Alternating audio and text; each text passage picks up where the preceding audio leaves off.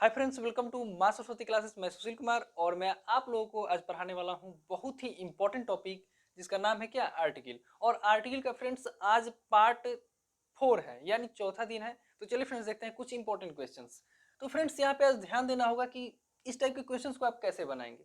तो देखिए फ्रेंड्स, इसके पहले हम पढ़ा चुके हैं कि हिंदी में कि पढ़ाए थे कि जिस सेंटेंस के लास्ट में ताहे तीहे या तेहे रहे और सब्जेक्ट क्या हो, सिंगुलर हो, तो उसके पहले आर्टिकल तो लगाना था। लेकिन वही जब सेंटेंस के लास्ट में क्या होता है, तीहे तेहे रहे और सब्जेक्ट क्या होता था, जब प्लूरल होता था तो उसके पहले आर्टिकल का यूज नहीं करते थे। तो एक बार उस वीडियो को आप लोग देख लीजिएगा और देखने के बाद फ्रेंड्स तब इसको बनाइएगा, तब और अच्छा समझ में आएगा। लेकिन चलिए फ्रेंड्स देखते हैं इस क्वेश्चन को। तो आइए फ्रेंड्स देखते हैं अब क्वेश्चन को। तो देखिए फ्रेंड्स, आपको पता होगा कि प्रेजेंट इंडेफिनिट का रूल कहता है कि उस सेंटेंस में या तो V1 या तो V5 का यूज किया जाता है। तो देखिए फ्रेंड्स, इस सेंटेंस में क्या है, डायरेक्ट V5 का यूज है। तो इससे तो पता चल गया कि यह क्या है, प्रेजेंट इंडेफिनिट कहते हैं, क्या है, सेंटेंस है। और फ्रेंड्स आपको हम पढ़ाए थे उस समय कि ताहे तिहे ते हैं, या आप भी जानते हैं कि जब कोई वर्क प्रेजेंट में हो और इंडेफिनिट फॉर्म में हो तो प्रेजेंट इंडेफिनिट में रहता है। तो यहाँ पे देखिए फ्रेंड्स, प्रेजेंट इंडेफिनिट का सेंटेंस है। तो अब देखिए यहाँ पे काउ कितनी है, सिंगुलर है यहाँ पे। तो जब प्रेजेंट इंडेफिनिट का सेंटेंस आएगा और क्या होगा, सब्जेक्ट सिंगुलर रहेगा, काउंटेबल रहे, सिंगुलर रहेगा, उसके पहले आप क्या कीजिएगा, हमेशा दो का यूज करना है आपको।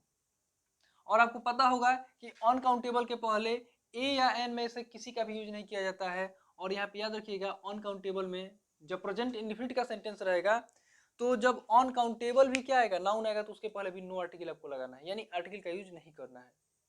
समझ में आया फ्रेंड्स? फिर से देखिए, जब प्रेजेंट इंडेफिनिट का सेंटेंस रहे, यानी प्रेजेंट इंडेफिनिट का रूल कहता है कि उसमें V1 या V5 का यूज होगा।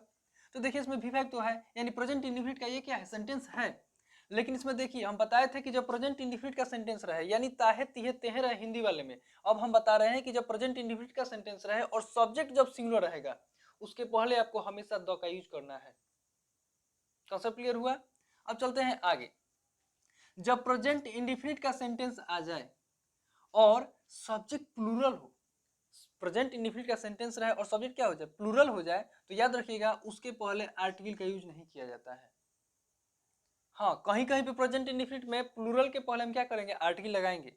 जैसे यहाँ पे देखिए ना, लिखा गया है कि ऑक्सन आर इल, ये भी तो प्रेजेंट इंडेफिनिट का ही रूल है।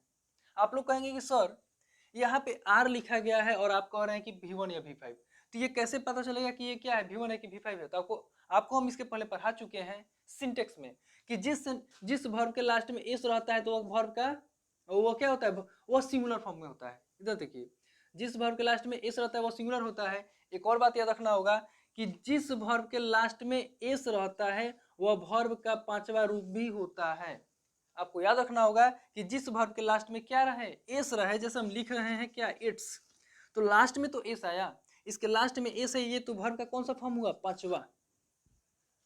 तो फ्रेंड्स यहाँ पे देखिएगा कि जब ये लिखे हैं हम, तो आप लोग बोलेंगे कि सर क्या है, ये एस है, लेकिन हम बोलते हैं यहाँ पे कि नहीं ये 5 है। फिर भी आप लोग कहेंगे यस सर ये 5 ही कहा जाएगा। लेकिन आपको मालूम होगा कि एस 5 के जैसा लिखा जाता है और 5 एस के जैसा। यानी आपको ये याद होना चाहिए कि जिस वर्ब के लास्ट में क्या रहेगा, एस रहेगा, वह वर्ब का पांचवा रूप होगा।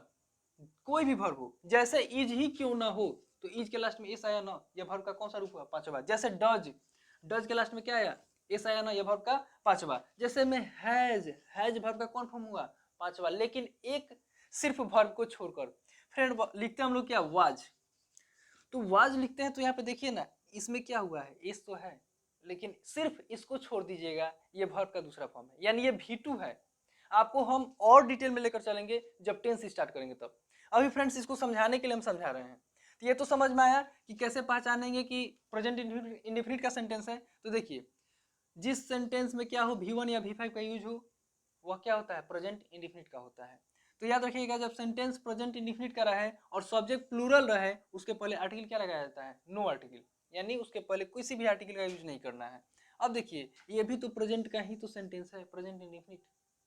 क्यों? क्योंकि इसके लास्ट में तो एस नहीं है, यानी आर लगा हुआ है। तो हम बताए हैं कि जिस वर्ब में एस न हो वो वर्ब का कौन सा फॉर्म होता है, V1।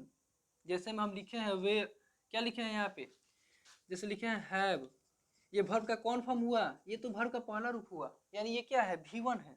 तो ये उसी तरह याद रखिएगा कि आर भी क्या है, V1 है। तो ये प्रेजेंट इंडिफिनिट में आ गया। लेकिन अब देखिए फ्रेंड्स, यहाँ पे तो देखिए ये तो ऑक्शन तो प्लूरल हो गया ना। तो हम बोले हैं कि जब प्रेजेंट इंडिफिनिट का सेंटेंस रहे, यहाँ पे बताया है कि जब प्रेजेंट इंडिफिनिट का सेंटेंस रहे और सब्जेक्ट प्लूरल रहे तो इसके पहले नो आर्टिकल। यहाँ पर भी प्रेजेंट इंडिफिनिट का सेंटेंस है लेकिन इसके पहले क्या है, प्लूरल नाउन है। क्या इसके पहले आर्टिकल लगेगा? हाँ, यहाँ पे लगाना होगा।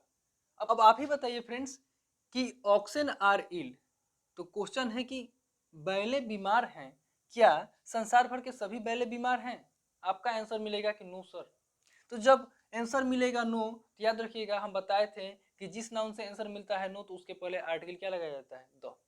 तो यहाँ पे लगाएंगे कि दो ऑक्सन आर इल, हाँ वही बैल क्या है, बीमार हैं। और देखिए फ्रेंड्स, लेकिन यहाँ पर भी आप क्वेश्चन करेंगे कि सर यहाँ पे तो काउज है, तो यहाँ पर भी तो हो सकता है ना कि गायें दूध देती हैं। तो याद रखिएगा, गाय का रियल जो गुण होता है वह दूध देना ही होता है।